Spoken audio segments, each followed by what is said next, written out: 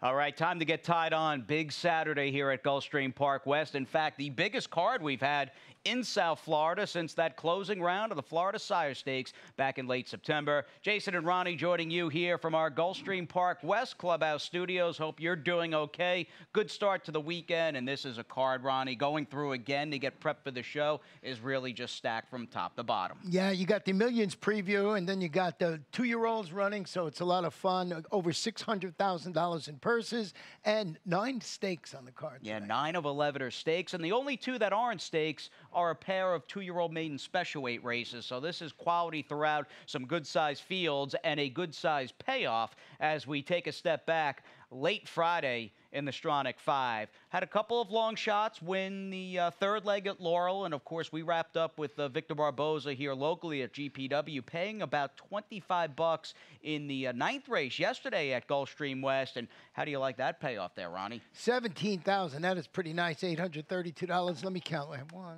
I had 2 of 5. I didn't do too well yesterday. No conso for you, huh? No conso for me. I don't deserve them with 2 out of 5.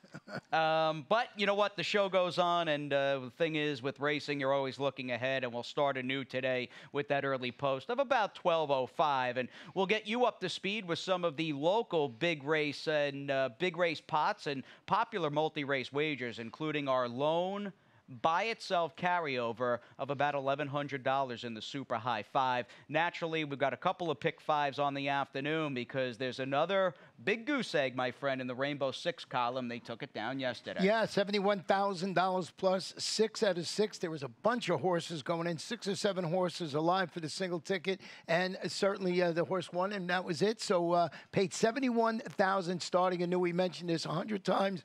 When they hit this thing the next day, it's still good to play because you can take down a nice 25,000. And we should have some hefty pools, needless to say, not only with the field sizes scattered throughout both pick 5s, including the second and final sequence, but the Rainbow 6 races as well. Now, normally, and it's been customary over the last few months, we like to start the show when we have the feed up, and we apologize for not having any minutes to post or the odds or anything like that. Mutuals has not received the scratches, and there aren't that many today, by the way, which is good news. But again, we're kind of waiting on mutuals to get the scratches, and once we get those, we'll have the odds in the system, and we'll have the regular quote-unquote GPW feed up and running. That won't deter us, though, Ronnie, from hopefully giving out a few winning tickets today, including that early pick 5 that sees me standing alone. I trim Mr. Jordan. I don't love it. It took me a while to pull the trigger, but I had to just take a stand somewhere, and in the case of DeLand, I feel like maybe he's just starting to come into his own. Yeah, he just was so impressive using his speed to win that $75,000 Moo exception. So a good pick there, Mr. Jordan. I wouldn't have done that, but I like the fact you got to take a stand to make your ticket affordable. An A-plus scene setter in the first, really solid field on the turf. That is one good division. Little bum that Quixote scratched out of the second. He was the defending winner of that Millions preview sprint race. We're left with Field Trip, who's been better than ever for Henry Collazo against the very stakes-established Croy. It was a bit of an unknown going 6 on the dirt. I'm 3 deep in race number 3. To me, that race is a real puzzle. I do see, though, Ronnie, you like the 4 Picara, who's on my early pick 5. Yeah, I thought that was the logical one for Mr. Todd Pletcher. And there won't be any cookie dough today, which is unfortunate. I may have some with my ice cream after dinner, but that's a few hours from now. By the time the 5th race rolls around, however, both Select Friday and Starship Nala will get away finally from cookie dough. Yeah, and see how they run. I got Select Friday on top of my ticket. All right, sounds good. Now that A-plus scene setter is upcoming in today's first race. Again, don't have odds yet, don't have the classic Gulfstream West feed. We can tell you, though, we are fast and firm, and that is something to note because this first race, the Millions Turf Preview, is on the grass course at a mile and a 16th. Only 1 scratch of the 4 second made, and for me, right off the bat, it's a case of that Mr. Steele rematch, and this was about as good a horse race as you'll ever see here in South Florida back on September 29th between Galleon Mast and Archer Road. Both these horses are just so solid, and here's the race, and you could see these tough Florida-bred turf runners fighting tooth and nail.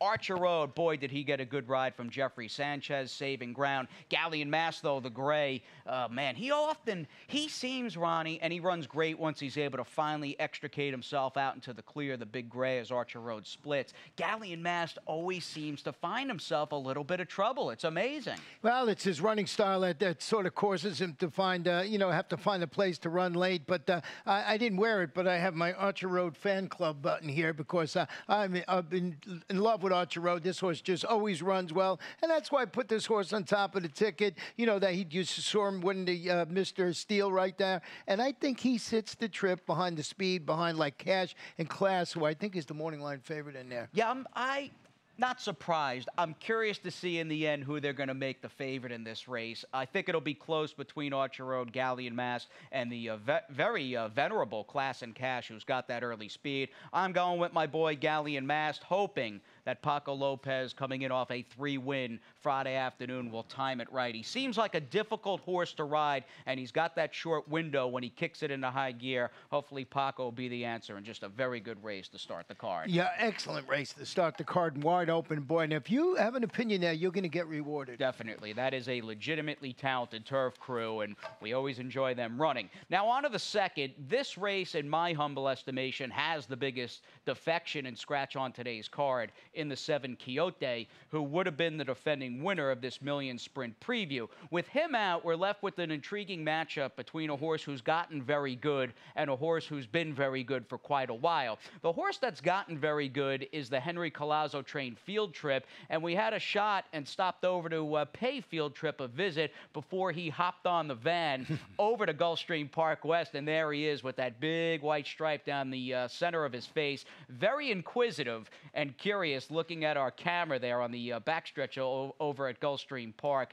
How good has this horse been for Henry Collazo? And that includes, Ronnie, a win. And you loved them, and you were dead on last time out, September 28th, when this horse got a 94 buyer in a Tour de Force win over at Gulfstream Park, a race we'll show everybody. Yeah, you got to look at this race. He's just been fantastic. He's going for his 4th consecutive sprint victory, and as you mentioned, back-to-back 90 buyer figures in those races.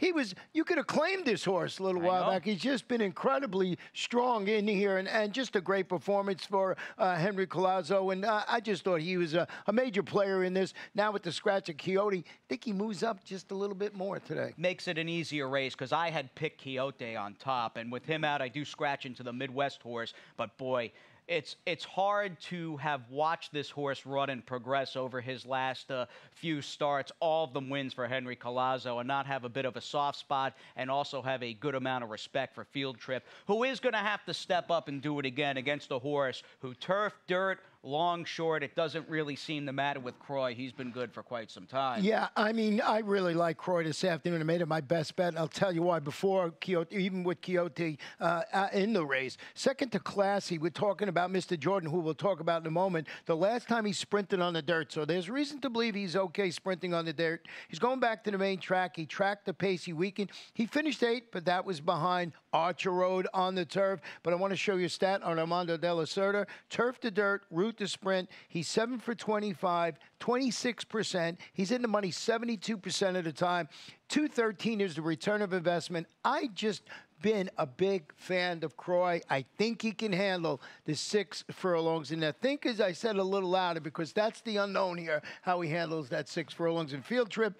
Looks like you know what you're going to get. Definitely. Field Trip is a 6 furlong specialist in the best form of his life. Croy, a bit of an unknown going the distance. Well said by you. If he handles it, we should be in store for a pretty good run off the quarter pole in today's second race. We continue on with Saturday's card and, of course, the stakes action moving back to the turf, and we bring on the gals here, the Philly and Mare Turf Preview, a purse of $75,000. And I don't think a ton of room, per se, between maybe the favorite and a horse who could be as low as maybe 5th or 6th choice. For you and I, though, I'm hoping that the 4 Picara, much like the Land, who I'll talk about in the next race, is just starting to come into her own for Todd Pletcher. We're going to turn back to 7.5 furlongs, keeping her local record on the turf course right here. 2 starts, 2 wins, so it's unblemished. She used her speed to defeat 16 state-bred optional claimers. It's Todd Pletcher, Edgar Zayas going for 2 in a row. Just not only do I like the horse,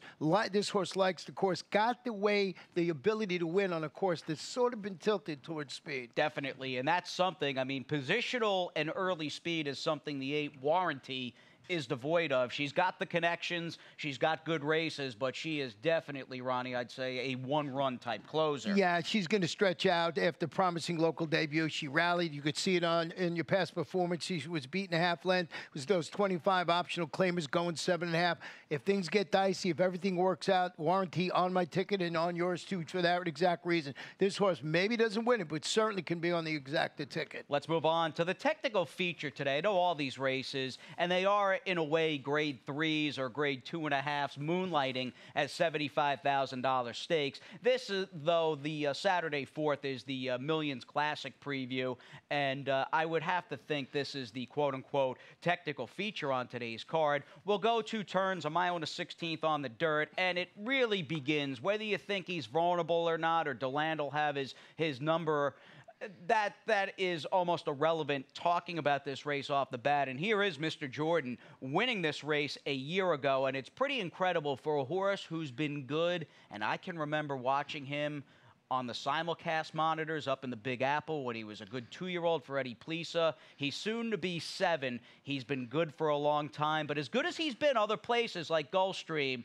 would you argue he's really at his best and at home right here in Miami Gardens? He is absolutely and truly. You always hear horse for course. This is a horse for course play. I was there when he broke his maiden. I believe he broke his maiden at Gulfstream Park West, if I remember correctly, or ran well his first stake race in there. He's a perfect 4 for 4. He's the defending champ in the Classic preview. Now, he went across town in the Millions Classic and got beat a little bit by a horse that's in this race, but certainly here, he's the one to beat. And you're going to have Paco Lopez in the saddle for the first time. Now, what'll happen here into the first turn? Is he as fast, per se, as the 3 Deland, who's really gotten good for Victor Barboza Jr., and that is at least the angle or notion I am going into this race. As much as I love Mr. Jordan as a horse, maybe Deland is the one who still has some peaking left to do, because it does seem like this 6-year-old who began his career in Puerto Rico has just started to really fire on all cylinders. Yeah, you're looking, he's really likes this distance. 3 starts, 2 wins, and a second. He's stretching out. He used his speed to win the $75,000 Mo Exception.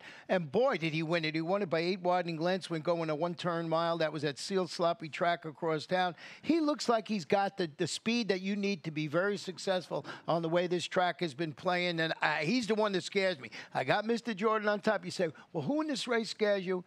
It's Deland. All right, we've had some good 2-year-olds on the main track throughout the season here in South Florida, like Cookie Dough, like Well Defined. We'll see what the gals can do sprinting on the dirt. The 2-year-old fillies, naturally, coming up in Saturday's 5th race, $75K on the line here. In a case of, and by the way, we do have odds. They look terrific. 41 minutes, give or take, out from that opener this afternoon on the firm turf course. Who do you like here? I'm assuming it's a case of Select Friday cutting back to a sprint for Fox. Yeah, she was sharp sprinting during July and August, including the 2nd place finish. That was in the 6 furlong Desert Vixen. Turns back today to 6.5 furlongs. Failed to get on track. Was beaten pretty badly. Double-digit lengths. That was in the $400,000 My Girl division of the Florida Sire Stakes. It seems we've been saying that an awful lot lately. A lot of these horses that ran well sprinted took a shot for $400,000 to see if they could handle those 2 turns. Didn't work out for a Select Friday. I like to turn back, and that was my thought process here. And she's one of 2 in the race for trader David Fox, who clearly has, looking at that effort in the Desert Vixen,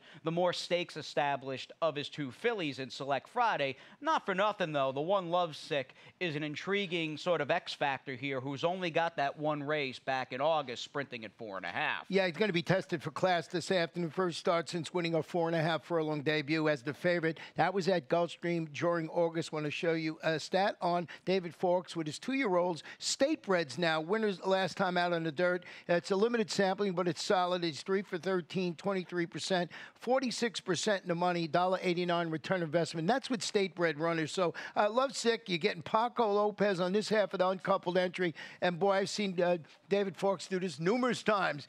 You have 2 in the race, and the one that's lightly raced wins it because he's got that horse moving in the right direction. As we move in the right direction, big steam here on the show. In fact, Ronnie's Rainbow Six and a whole lot more after this.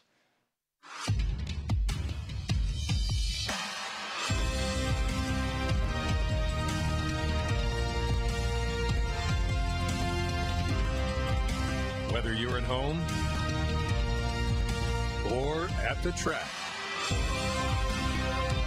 Have a stake in the race when you bet with ExpressBet. Sign up for an ExpressBet online betting account and receive up to a $500 sign-up bonus.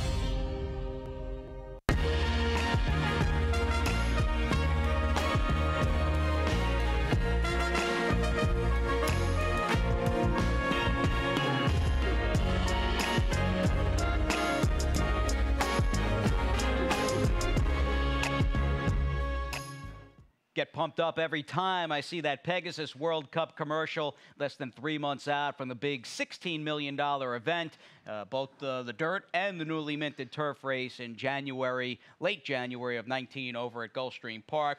That is then, though. This is now, my friend. They hit the rainbow yesterday for about $71,000. Was it you? No, it was not me. Starting anew today, I got a $28.80 ticket, and I went too deep in here with the 4-horse, and that's Maddie's Last Dance and the 7 Jackson. And, my long shot today comes in race number 8. It's the 4 Box of Gold. First off the claim by Oscar Gonzalez. Like that angle, he's about 36%. This horse won on the turf, albeit against cheaper. You're going to get 15-1, I hope.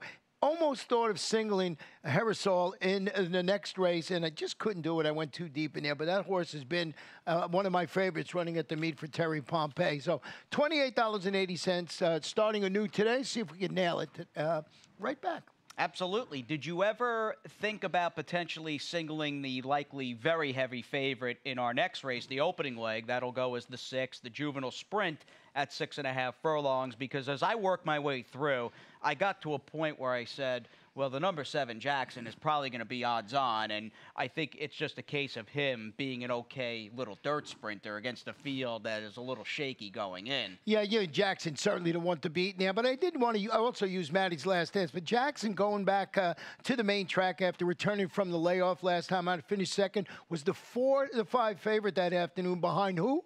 Breeders' Cup Juvenile Turf winner Bulletin. That was in the 5 furlong Hollywood Beach last time out. So certainly this horse has been, looks good in this spot. And Jackson, I believe, odds on or 9-5 on the morning line. 6-5. 6-5 on the morning line. So just above odds on, but I think he's every bit of a huge favorite. And even looking at his debut, it was at 4.5, and it was back in mid-July. Who'd he beat that day? Trophy Chaser. Yeah, that's right.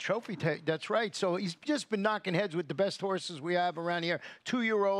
But I wanted to use Maddie's Last Dance as some coverage, trying to make it 3 in a row. Followed his 50 maiden victory across town. He runs late, 50 optional claimers here, going 3/4. Leading trainer Marcus Vitale. I like the Bullet 3 furlong drill. It looks like they're putting some speed into him at 34-4. Was that work? So I threw that one on the ticket. It's more for coverage. Not that I think that Jackson can't win, but I want to have some coverage with Maddie's Last Dance. So 6 down on this November 10th card. We are 6 complete races in as we get up to our first non-stake on the afternoon. I mean, that is very noteworthy in my humble opinion. 2-year-old fillies ring in the opening leg of this late Saturday pick 5. Should have a very decently sized pool, to say the least. And my single right off the bat with the number 2 Brunette Princess, who, unless one of the second-time starters, and keep in mind, she's a second-time starter who I feel as though has set the bar in a specific spot. She's got the target on her back. Someone's really going to have to run, I think, to defeat the number 2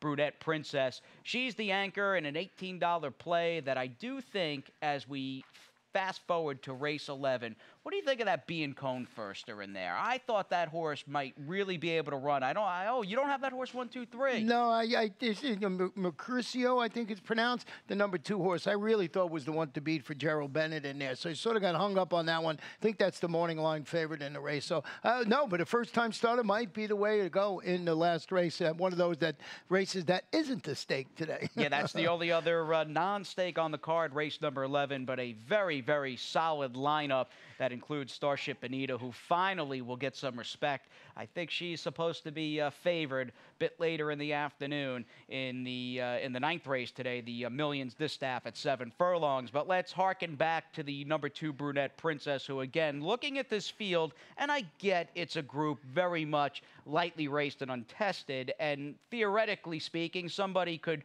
fire big first out, somebody could improve and maybe leapfrog her, but again, she has set the deuce, Brunette Princess. I think the bar in a specific spot, if she can run back or even further that good debut. Yeah, well, she couldn't turn back to 5.5. She surrendered that late lead at 3/4 of a mile. She was beating the neck as the favorite. It's Gustavo Delgado, Emiciel Jaramillo atop this daughter of Bodemeister. But I had some interest in the number 7 Wildwood's Beauty. This one shows a couple of sharp Gulfstream Park workouts in preparation for a career debut for trainer Scott Becker, who comes from the Midwest, the Chicago area. So I was curious. I looked up his record. Scott Becker, with his 2-year-old first-time starters, sprints on the dirt. He's 9 for 42.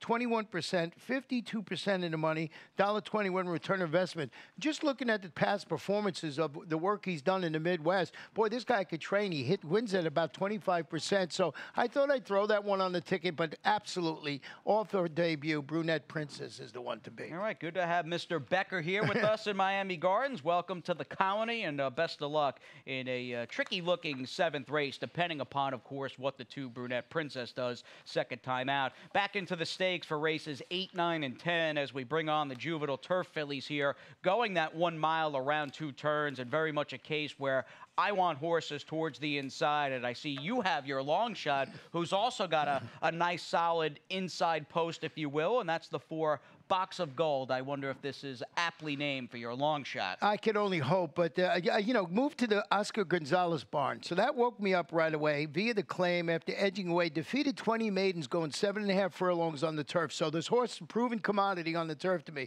Mr. Gonzalez, really solid first off the claim, 36% to thereabout. You get Miguel Vasquez atop this one. It's a long shot, but I just thought of those connections. I would throw it on top of the ticket because I'm not really sold on anybody else in the race. I know you got Blazing Brook on there trying the turf, but a couple of thirds in Stakes Company, not really turf jumping off the page. I hear you. I have like the Winslow homers on the grass and parading on the dam side. I'm going to say Blazing Brook is going to handle the grass, and I do like that she has shown a little bit of stamina. Not that she ran out of this world in the Susan's Girl or the My Dear Girl, but at least she was in the hunt going pretty demanding distances on the dirt. The race, though, to be fair, probably quite simply, Ronnie, rests solely on the shoulders of the 9 Jolie Bay, who is the unknown here, coming out of some graded races or a graded race up at Woodbine. Yeah, returning to the turf after setting the pace fade. It was third in that race. That was the grade 3 Mazarine up at Woodbine. I'm going to show you a stat. It's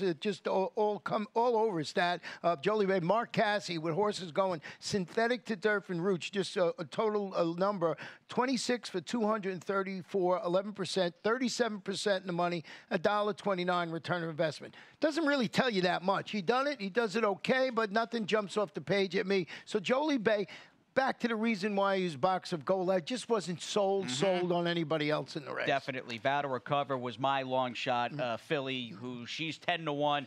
I liked her turf debut. I really thought, I know the race didn't come up all that fast, boy. I thought she finished up quite strongly in that one for Elizabeth Dobles. Let's move on to race number 9 as we flip the page. We're back on the main, and here's where we have a little bit of a disagreement, and I have sung the praises of Aerosol right with you. I have liked her right along. The difference, though, and you can talk about her, this is a very good field, though, that includes, and why don't we show you Starship Bonita, who I feel as though, and she's been some good prices over her last few races today, as we go back and look at her upset 8-1 victory in the sheer drama against Miss Mashak and a few others, and she beat Stormy Embrace, the Princess Rudy winner. Today, she's finally going to get a little respect, win or lose. She's a major player going in. Yeah, and that race was the $100,000 sheer drama, and the 3 horses in that race, as you mentioned, came out and win their next starts, including that stakes winner. So Starship Bonita, certainly the one to beat. I was going with Aerosol because I've just been enamored with this horse and with Terry Pompey throughout this summer. So that was my thought process. But I see you got Mr. Pletcher on top of your ticket, Shanghai Starlet. I like Shanghai Starlet. She's just a good dirt horse, and that consistency she's been able to put up, getting back on her preferred surface. She's got a debut here at GPW. Not an easy task, and the field is really solid from front to back, but I'll give her a bit of a stab here and a mild upset chance. Shanghai stole it from the outside in a very good rendition of the Millions Distaff preview. Final stake, final turf race. They're coming up in race number 10. We've got the 2-year-old Colts and Geldings on the turf, and quite a bit of a rematch. In fact, another Rainbow Six jackpot was paid out. And watch this finish, in case you haven't seen the race. The finale back on October 27th between Megabucks, who's in the red cap and the live oak black sleeves, sitting inside, checking in at this point, 5th or 6th, and the horse on the front end, the number 4 or number 2 on this particular day, in Red Fog, who made all the running and lost a very tough one here at 14-1. Both these horses have a chance today. Yeah, I mean, Red Fog led every step of the way but that last race when he got beat by Megabucks. Yeah, woo, just got caught at the wire. We couldn't call it. I remember you and I looking at it. Crazy. Couldn't figure it out because you were joking earlier today. Megabucks was my name in college, which is almost right, but it's not. We're not going to go there. Going to try and make it to. Shipped in from Laurel from Mike Trombetta. Boy, this horse was good last time out. And the rematch is going to be fun to watch. And I used oh, wait, you got number 3, He'll Do on top. I think this horse showed enough in that open company win at Delaware, and that is not an easy turf course to win over. Was shipping in from Fairhill that day. That this colt by Mark Valesky warrants a shot here at a rare starter in this part of the country, it seems, these days for trainer Tom Proctor, who knows his way around a turf horse. Yeah, I got Kai Barkoa named to ride. But I liked that horse, but I didn't fall in love because just the fractions, the one this horse set last time, 25-2, 15-2, looks like it had it its own way on the front end. But we'll see how this horse runs. I mean, I got it on my ticket. I just went with back with Megabucks. All right, Megabucks, of course, Ronnie's name back in the day in college. Let's close things out. Race number 11. We got some Florida bred 2-year-old maiden special weight runners in your Saturday nightcap and a post of about, say, 5:10, quarter after 5, 5.5 furlongs, the distance. Speaking of Delaware shippers, you've got, I mean, of the ones that have run, you've got the horse to beat on top, who ran fine for Gerald Bennett. Yeah, Mercutio was debuting locally for Gerald after dueling throughout. He finished second, his maiden special weight debut, going 5.5 furlong. That was that West fast track up at Delaware. So I'm going with the previous experience angle here. I think 9-5 or something like that on the morning line. A little too low for me, but Mercutio followed the footsteps. But I put my glasses on. I had good timing, man, on my ticket. You but got him fourth. Yeah, but I remember going back when you said that first time started. You're right. This horse is working up a storm. Working up a storm and just being cone, and the horse has got a win early pedigree and a speedy, precocious kind of pedigree, being by Overdriven. Again, I haven't heard anything. Ronnie and I are always the last to hear if there's a good thing potentially debuting. This horse, the 11, Good Timing Man, just struck me as the firster. That's going to be Mega Live this afternoon as we hopefully win some Mega Bucks. And that goes for all of you out there. You'll have Ronnie and I all day long. In fact, you'll be in the paddock for a little while today. Looking forward to that, my friend. Yes, I'm going to search out some winners. I'm going to ask those trainers, how is your horse doing today? I'm going right to look them right in the eye. And we'll look up, in fact, as we try to make eye contact with the one and only Pete Aiello, who's standing by with those big Saturday scratches and changes. One of the world's most anticipated thoroughbred